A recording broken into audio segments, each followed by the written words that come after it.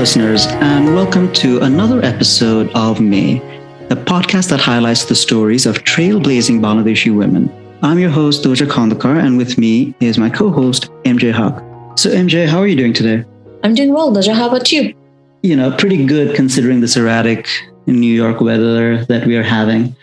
I mean, it was freezing 3 days ago, and yesterday it was this warm summer day. So, I think my body's very confused, but what are you going to do? That's just the reality we live in. You're not enjoying your tall pumpkin spice latte? That's the best part about winter in New York. I really haven't. I've never gotten into pumpkin spice latte. I feel like it's a little too pumpkin-y, a little too spicy, a little too latte-y for me. I'm more like just a black coffee kind of a guy. I'm not really. I don't like to have too many extra bells and whistles in my caffeinated beverage.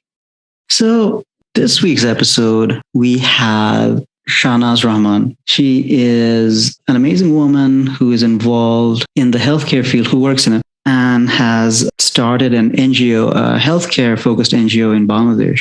So without much ado, listeners, this is our conversation with Shahanaz Rahman, the founder of BanglaCare Foundation.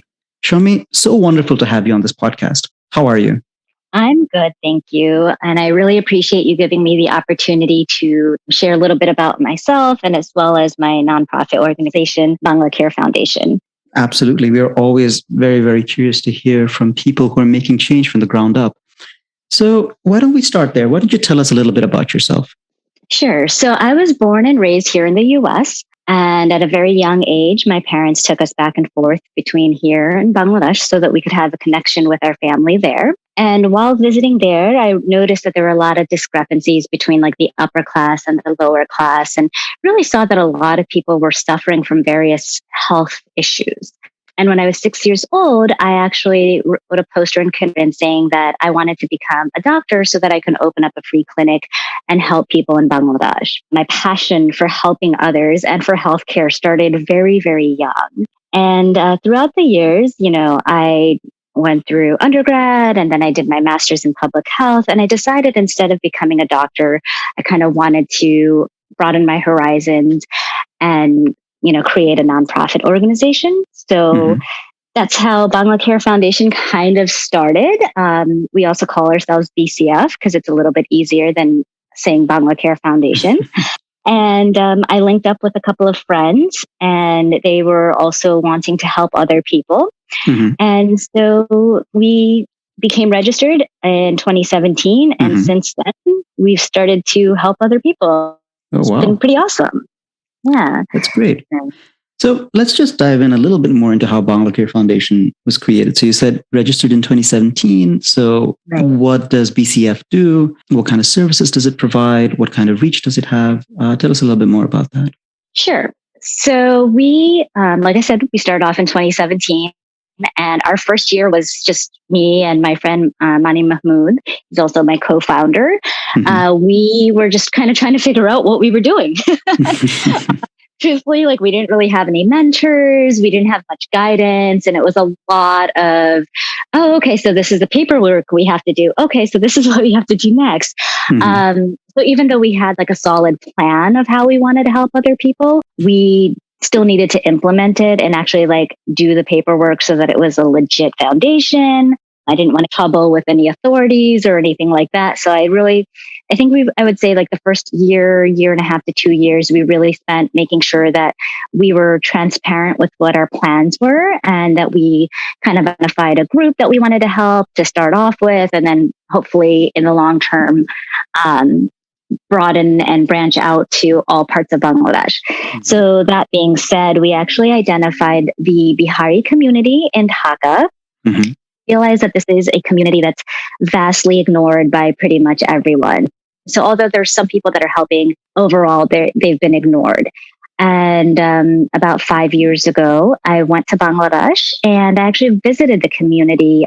So that's how I know that this community needs help.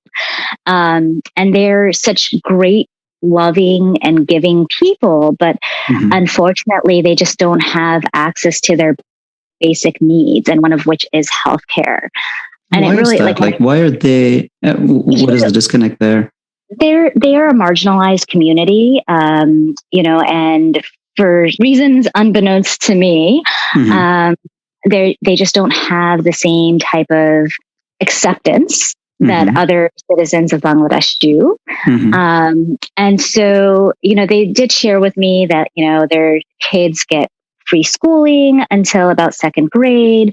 But, I would say that they're almost like slum dwellers, It's really sad because you'll see that in a room that's like maybe 10 by 10 feet, you're seeing two families with like 5 or 6 children just sharing that room and rotating and putting a curtain between, like in the middle to split up the room. So, they live in very tough conditions.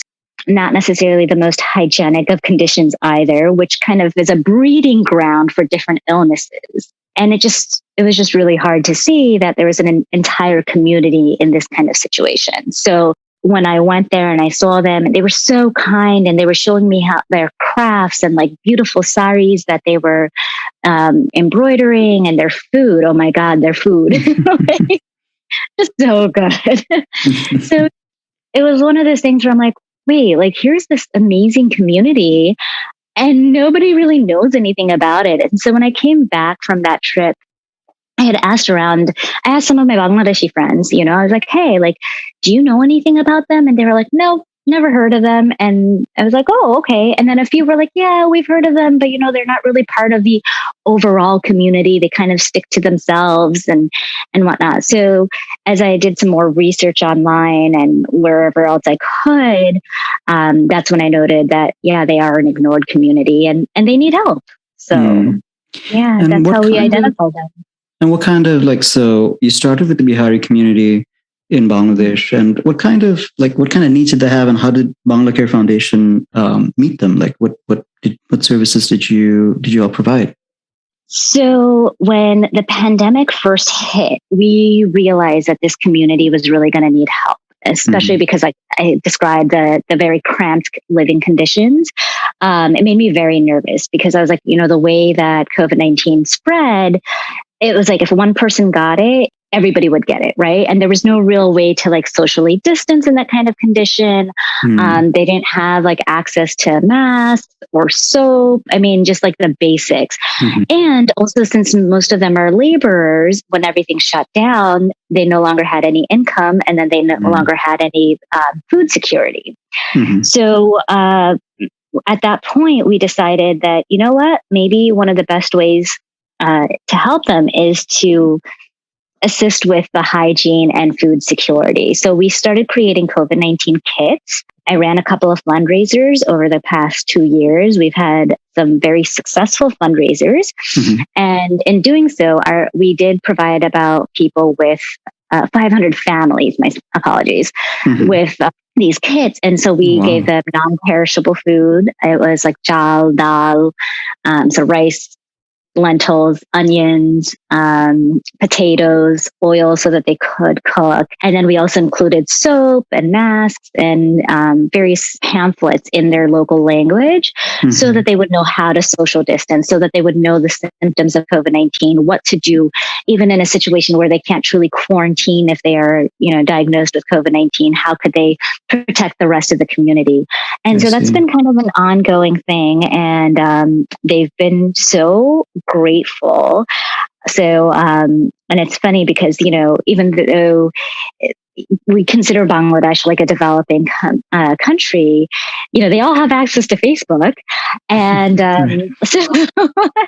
so they've been reaching out to us through Facebook and commenting on our posts. And they've just been saying how grateful they are to us for all the things that we've done. And they've actually asked for additional help. They are saying that with the colder weather coming in, that they're in need again. And so I think we're going to try to help them once more, specific fundraising. In the meantime, we've also identified a physician who is actually going to be available to them twice a week via telemedicine. And so that's that's what our goal has always been, was to start implementing telehealth in Bangladesh. And so hopefully starting January, we're going to be able to provide them with that kind of support. Oh, wow. So this would be, I'm sorry, you cut out a little bit towards the end. We're pretty excited. Yeah, that sounds very exciting. That sounds really cool. So how exactly are you providing telehealth services? Is that like virtual visits? Are they able to have? Yeah. So we are developing a phone number that's going to be available through WhatsApp as well, so that people can either call the cell phone number directly and speak to somebody on the phone. But if they want to do a video chat, we'll use WhatsApp's video capabilities so that they can do a video call, and they'll be able to talk to a doctor, and that doctor, based on interviewing the patient, will be able to give medical advice and be like, oh, okay, well, you have these symptoms, so now you need to go and get this testing done, give me the results of that testing, and then I can tell you what medication to take. Or if there's no need for additional testing, they can give medical guidance based on what the patient is calling in for. So it's kind of cool. I mean, we're excited because it sounds like, especially with most of these people being laborers, they don't have the time to be able to go to an actual doctor's office. And also the way that the healthcare system is set up in Bangladesh, you receive healthcare if you can pay for it in cash up. And, a lot of these people just cannot afford it. So in doing this telemedicine and not charging them for this, it's really going to help them with having a better and healthier lifestyle. Yeah, I guess my impression, having grown up in Bangladesh, you're right. Healthcare it's accessible. If you have money, then you have quality care accessible to you. Of course, there is free care provided by the government, but then you hear, this is all anecdotal, you just hear that, okay, the long lines, or you're just like fighting for care at these government hospitals. Right. So, and a lot of times the physicians, they're only there for a couple of hours, and then afterwards, like you've waited 10 hours, and then you find out, oh, the physician's left. There's no medical staff available, and you need to come back again. And that's really hard. And especially when you have to work every day. To skip a day of work means you're not making any money. You're not making any money. And then if you're not making any money, that means that there's no food on the table. And it's just very cyclical. It's really heartbreaking, to be honest. Absolutely. So Shami, why don't you tell us a little bit about the challenges you faced while you were setting up your NGO?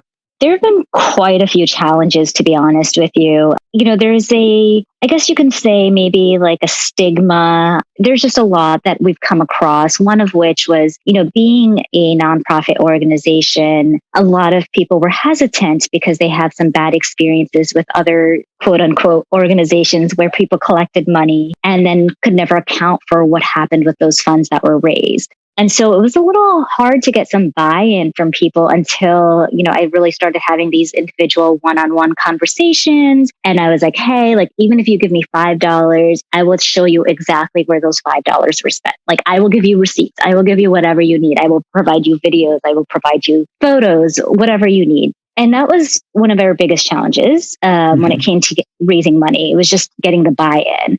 But now that people have seen that we truly are a legitimate organization, and like I said earlier, we spent the first year and a half going through all the paperwork. Once I showed them, like, look, we're really registered with the U.S. government. We're really here. This is our bank account. I think that helped. So the transparency really made a difference. But again, it took a while to get others to trust us and believe in us. So yeah, the first few times were a little rocky. And then the other challenge is that, there are some people that are uncomfortable with assisting the Bihari community. There's, backstory, the history with the Bihari community. And they were like, well, why are you helping this community and not, this other community? And I was like, because that other community already has help. Right. This is, I'm going for a community that people are ignoring. This is a community of like thousands of people where, they tend to end up being the rickshawalas or they're they're so talented, and their art and their embroidery and whatnot is great, but they're underpaid because they're this community. And so, where somebody else might make, 1,000 taka for their product, they get like maybe half of that. Right. So it's like, we need to, as human beings, we need to treat these people as human beings, as equals. And so that was also a little challenging because, people didn't know enough about them. They thought that there was already assistance for this group and that other groups needed more help. I mean, a lot of people were like, well, what about the Rohingya community? And I'm like, do you know how many people are already helping there? Like, I'm like a little dot, and so I was just like, where can I really make a difference? And just getting that buy-in, that was very, very hard. And, raising funds, that's always challenging for any kind of nonprofit organization. Like, that's something that we're always going to have to deal with, right? Right. So, but as we're gaining more momentum, as we've been able to prove to other people and show other people what we've done, especially with the pandemic, I am seeing that more people are willing to open their wallets and their hearts to. So that's been kind of good. And another challenge has just been getting people to take us seriously in the sense that people sometimes still think I'm a kid. And like, they're like, oh, you're so young, you're still a kid, and sometimes there have been some people where I can tell that it's more of a gender issue versus an age issue. So that's been a little challenging. There are elder men who have more traditional views, and having to talk to them and be like, I know what I'm talking about. Like, don't tell me what to do. That's been a little, that's been fun. Where is that coming from? Like, where's that resistance coming from? Is it over when you're fundraising? Is it when you're trying to implement stuff? Is it? Yeah, more so like the fundraising or when I first started this, right? I think that a lot of times with the culture that, like the elder generation, they still have some preconceived notions and, it was a little hard. They were like, well, you need to think about other aspects of your life. Like you need to think about like starting your own family, like, doing these things. Those are more important. And I'm like, or we can do these things simultaneously. Like I don't have to do one or the other. I could do both, and then also the whole thing, like, you're a girl, so what do you know? Thankfully, it's not my family or my like close friends or anything like that. I'm so grateful that I have their support where they're like, yeah, you're a female and that's awesome because you're going to do even better. That side of it as well. But like there have been some people where just in talking to them, it was just like, it kind of blew me off and shrugged me off because I'm a female. And then I would be like, well, why don't you talk to my partner? Right. And so I would send Manim in and he would talk, and it was definitely noticeable that they would talk to him more freely. And I'd be like, nope, we're not going to work with those people. And luckily my partner would also be like, yeah, nope, that's not cool. So yeah, that's been a challenge as well. But I will say that's not as often as other challenges. I see.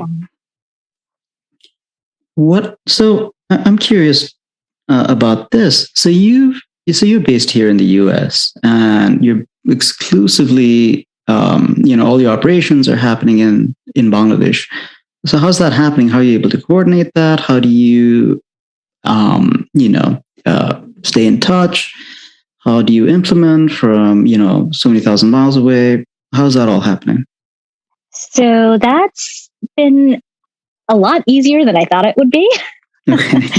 I think that, and it's just because of the team that I built, right? So as I mentioned, my co-founder, Manim, like he's been wonderful. And then I also have I guess you could call him a family member who I've known my whole life, and he's very involved and he's just as dedicated, and it's just having open communication. So Manim, he goes back and forth between here and Bangladesh. And then Arikul, who's actually the director of technology for BCF, we just have open communication, open dialogue. whenever I have an idea, I just do like a group message and I'm like, hey, this is my idea. This is what I want to do. This is what needs to be done.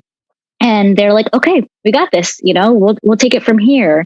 And it's been pretty cool because Arigo has also been kind of like the head of our volunteers.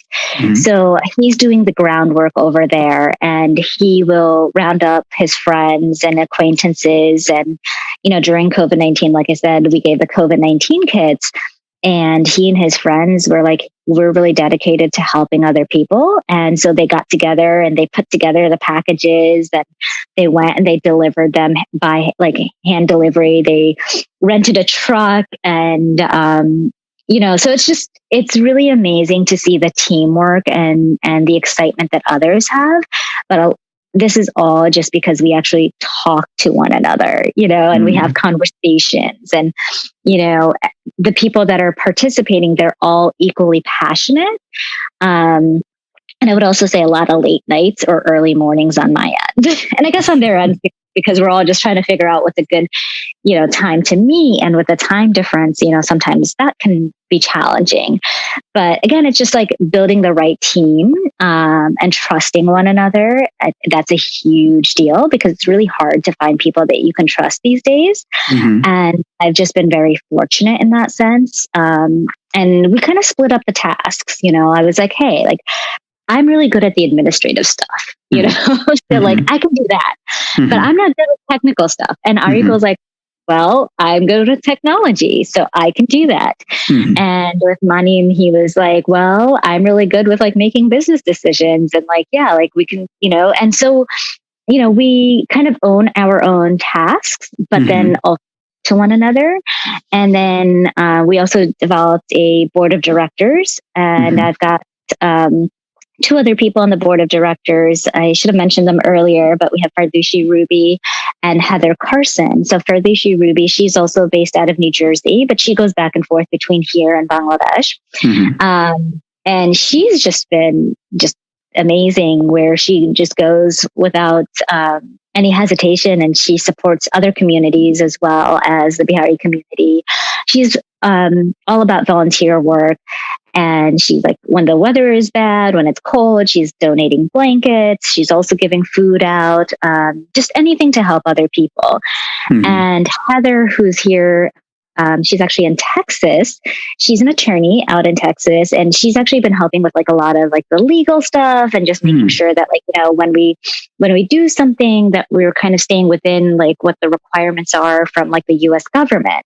So like I said, building that right team and just communicating and, with us being in various different time zones and everything, really using social media and texting and email. Mm-hmm. That's been pretty impactful for us. So yeah, just like I said, just having that group of people that have that shared passion, it makes a huge difference. Right. Just to come back a little bit about BCF, how are the volunteers hearing about you guys? How do they, are you guys reaching out to them? Are they coming? Oh, it's all social media. Okay. We use Instagram and Facebook significantly. Mm-hmm, right. I think I spam my friends multiple times a year. Anytime that we have any fundraisers or anything, I just invite everyone. I ask other people to share our information. It's like a numbers game. I think that most people say that and they don't really understand it until they're in there. But yeah, definitely a use of social media. That's it. And we do have a website because that uses PayPal. And then we get donations through Facebook and Instagram through platforms. And the one thing that I noticed was I actually sometimes push the Facebook donations a little bit more just because we actually get 100% of those donations. I see. Whereas, yeah, I know. I never knew that before either, right? So Facebook, they make sure we get 100%. There's no fees involved or anything like that. How there's a little bit of a fee, and then other platforms, they do charge a small fee. But you know what? We don't say no to anything. And so we share with everyone and we tell them, if you believe in us, either if you can donate to us, please donate, or just tell somebody else about us. And so, doing something like this, like a podcast or, presenting at an event, a Bangladeshi event, a non-Bangladeshi event, hosting fundraising events. That's really how we've been getting the word out. Mm-hmm. So can I ask why you decided to go the NGO route and maybe not do a telehealth startup? Because I didn't want to make a profit out of this. I wanted to do this so that I could help people. And I didn't see any reason that I needed to get an income or anything from this. I have a job, a 9-to-5, or I call it a 9-to-5 job, but we all know that that's not ever true. So I kind of satisfy that aspect through that job. I manage clinical trials in oncology. So I'm still in the healthcare field. Like that hasn't changed. So I'm like, you know what? Like that's the way that I'll be able to support myself. But I just want to open my heart to other people. And I really did not want to kind of like taint that by doing a startup. And I just felt like doing an NGO where I oversee things and I donate my time. I felt like that would really better satisfy my own needs. So it's a little bit of an ulterior motive, right? It makes me feel good to help other people. So that was payment enough for me. And that was, there's a lot of other startups out there, but not as many nonprofit organizations. But even as a nonprofit organization, we are basically a small business. We still have to go through the same process, but we have maybe a little bit more coverage because we're a nonprofit. So the liability is not as crazy on our end. However, that also it puts us in a situation where we do have to be more transparent and, we have to dot our I's like 5 times, not just 2 times, cross our T's 5 times as well. And so as I mentioned, like Heather, she really makes sure that, hey, when I'm about to submit somewhere and do our tax filing and, update our records and do our annual reports, that I'm doing it correctly. Because I actually really wanted that kind of somebody else to oversee that because, startups, they have a little bit more flexibility. They can do a little bit more. And I wanted to remove any sort of chance for bias, any sort of chance for, somebody to come in and be like, well, like this would make more money for us. And that money would go to like the individuals that are working on the project versus the individuals that really need the help. So, yeah. So Shami, where do you see BCF in the future? How far do you want to take it? How far do you see its reach? So my partner and I, we always talk about this, and it's a running joke, but it's really not a joke. But we're like, we're going to take over the world.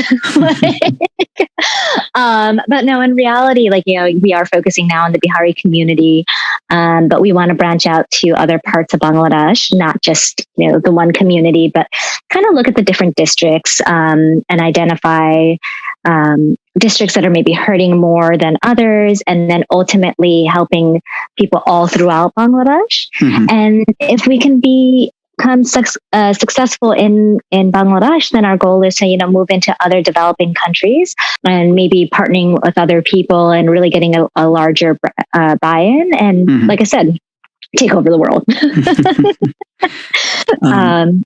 So that's long-term goals, right? Very realistic.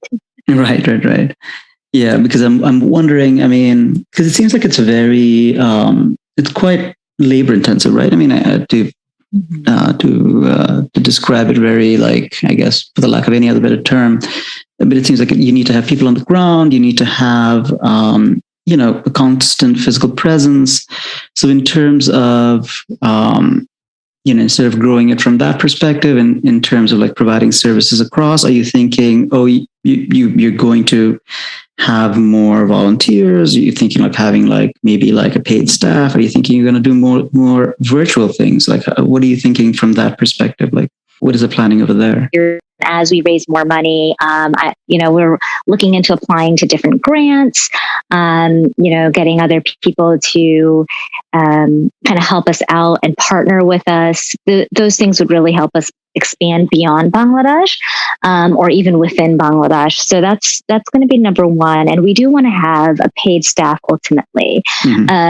Volunteers, they're amazing. They, like I said, they're opening up their hearts, and that makes a huge difference. But at the same time, that limits their time that they're available to us. So we do need to have people that are more on a regular schedule, make this more of like an actual salary job for them. But in order to do so, we definitely need to raise the money.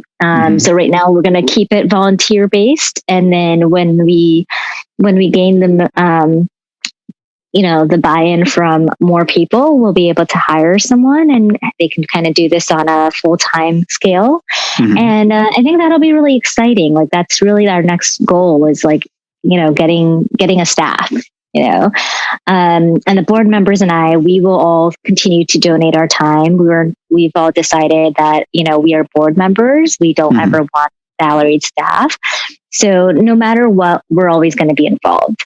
We'll be involved on the day-to-day actions. We'll oversee everything. I guess this is my baby, so I'm not really ready to give my baby up. This is your baby from your like 6-year-old you.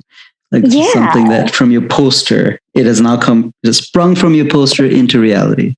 Right, exactly. And I guess, one thing that I should mention from a personal aspect really is that my paternal grandmother, she actually passed away of TB.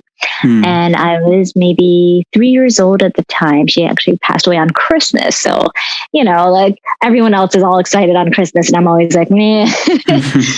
But maybe she's really my motivator from the beginning, because I know that, she was in the village at the time and because she didn't get access to healthcare, she didn't have the medications that she needed to treat her TB.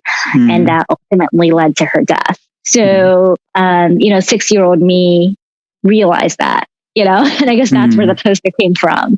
And just knowing that I had that personal experience myself means that there are so many other people that have that experience, right? Absolutely. So that was, I think maybe that was the first time or first thing that really sticks out in my mind. And then it's also the visits that I had. And I would just, like you land in Dhaka and you get off the plane and you just see people begging for food and money. Like it's the first thing that you see as soon as you cross through like security, right?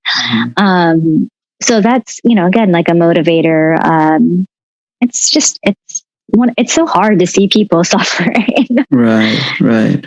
So, it's, it is quite amazing that, you kind of had this vision from when you were really young and you kind of made it happen. So, and that couldn't have been easy. So who got you through? Like who were your sources of inspiration? I mean, you mentioned your grandmother, but who were your sources of support? Who were your detractors, or like what kind of hurdles did you have to face? So I would say my number one supporter was my mom, 100% from day one. When I was a kid, anytime I had any idea, my mom, my dad too, but really more so my mom, just because I spent more time with her. She would just continuously be like, you have to follow your dreams. Don't give up on your dreams. Like, just keep dreaming, And she's the one that taught me to love other people. She had so much love in her heart for others that she just shared that with us. She came. How did she teach you? Like, what did she do? She loved everyone. She made everyone her own.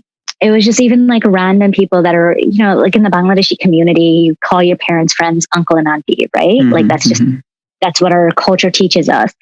But my mom branched that out to like the non-Bengalis that we knew. So when she came here in the early 80s, she didn't speak English at all.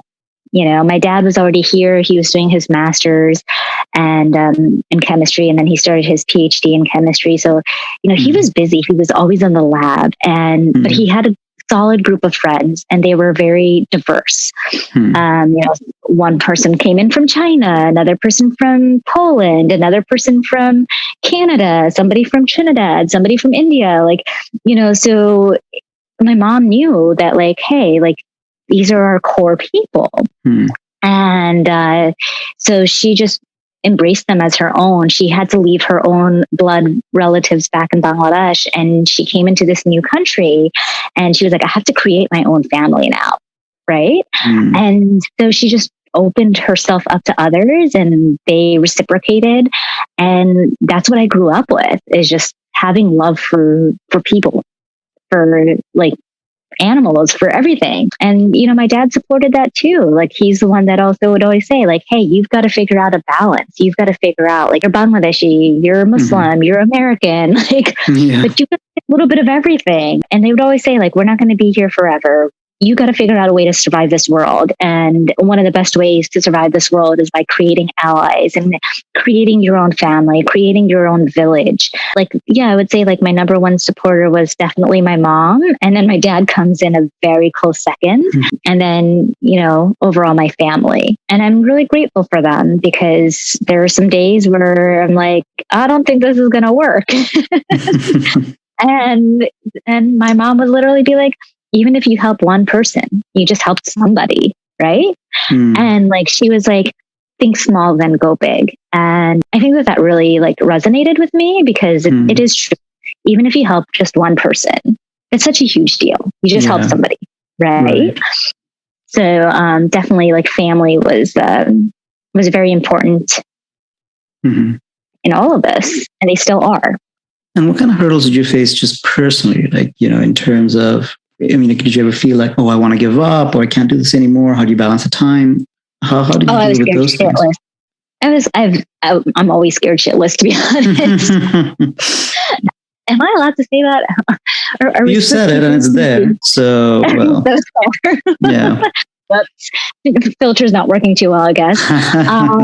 No, like that was, like there were a lot of times where I like doubted myself. And then it just goes back to like the family support, and then having money support. Like, there were days where I'm like, I can't do this. And he'd be like, okay, then don't do it today. Okay. Nice. Yeah. I'd be like, but like, no, we need to do this. And and it's remembering that like, yeah, you know what? Like, you do need to help other people, but you have to help yourself first. And it's kind of that saying, every time you get on a plane, they say, put your own oxygen mask on first and then help others. And it's actually remembering that and taking that moment. And, when I am feeling so scared, or if I'm discouraged because, hey, I just applied somewhere and for a grant, and that grant didn't get approved, or I ran a fundraiser and we just barely like met our goal. Like it is kind of hard, because you're just like, wait, do people not like me? Is that why they're not supporting me? Because that is a question that comes to mind, right? Like, you're always just wondering, like, why didn't that person like help out here? And so like kind of like getting past that, and just thinking like, okay, well, you know what? You didn't help. So I'm going to keep that in mind, because next time I'm not going to waste my time and ask you again. But hey, so-and-so, who I haven't talked to for like 10 years, shared my link. And that's like, they just hit up like a whole other community.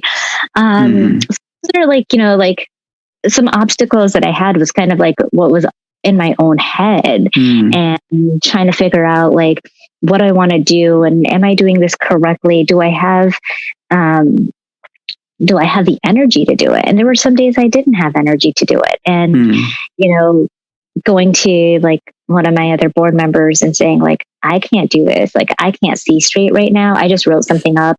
I don't know what I just wrote. Can you look at it? And I think sometimes it's like more so like I've been my biggest obstacle. And it's just because of that fear. Like, am I doing this right? Am I making the right decision? So kind of having to take myself out of that and being like, yeah, you are, because again, you're helping at least one person, right? And from that one person, we went to 10. From 10, we went to 100. And as I mentioned earlier, we were able to help 500 families just this past year. That's an impressive number. Yeah, like 500 families. That's not like a one-person family. Yeah, that's right. Yeah. Right. Most of those families they range between 5 and 15 people. So, if we're going to look at the number of people, yeah, we've definitely helped quite a few. I mean, that is undeniable. I mean, you've definitely made a huge impact, and it's quite impressive. I hope I hope the 6-year-old Shami is like pretty impressed with the, the, what are you, like 20-something-year-old Shami? We'll go with that. Yeah. Right? Yeah, Shami, this was a pleasure. So wonderful to have you on our podcast and to talk with you and to hear from you about BCF and yourself. Thank you very much for joining us, and the best of luck to you, your partners, and to BCF. Thank you so much. I'm so grateful that I got this chance to chat with you. It's been a little while, but this is fun. Yeah, absolutely. And it's kind of nice to be able to share something that I'm so passionate about. And I hope that by hearing from me, other people will join our team and kind of share with their family and friends a little bit of us. And maybe we can see even more growth next year. Yeah, actually, how can, if people want to get in touch with BCF or get in touch with you, what's the best way to do that? How can they, if they want to help out, if they want to donate, what's the way? So there are two ways that I would strongly suggest. One is to email us, and that's at BanglaCare.foundation@gmail.com. And the other one is to stop by BanglaCareFoundation@gmail.com. Yep, BanglaCare.foundation@gmail.com. Okay. And the other way is Facebook. We have a Facebook page, also just BanglaCare Foundation, and message us through there, post, comment, donate. We do have a website, and that's BanglaCareFoundation.org.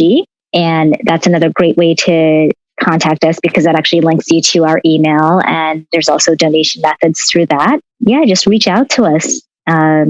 I mean, I use Facebook a lot, and people can contact me directly as well. They can contact me through Facebook. It's under my name, Shahanaz Rahman, or they can email me, and that's shahanazr@gmail.com. I mean, so just reach out. That's all I can say is reach out and check out our pages. We're on Instagram as well under BanglaCare Foundation. So however people feel comfortable, I'm not particular. There's some methods that are a little bit better than others in the sense that I'm a little more responsive, but I check everything at least a couple of times a week. So if someone doesn't hear back from me within 24 hours, then, that's a little rare, but typically our response rate is 24 hours because it's not just me manning the websites and social media. We've got a couple people. So if you don't hear from me directly, you'll hear from Manim or you'll hear from Arikul, and, just get in touch with us. Yep. All right. Thank you for sharing that. And our listeners, please do reach out to BanglaCare Foundation if their message resonates with you and you want to support a good cause. So Shami, once again, thank you very much for talking to us, and good luck in the future. Thank you. Take care.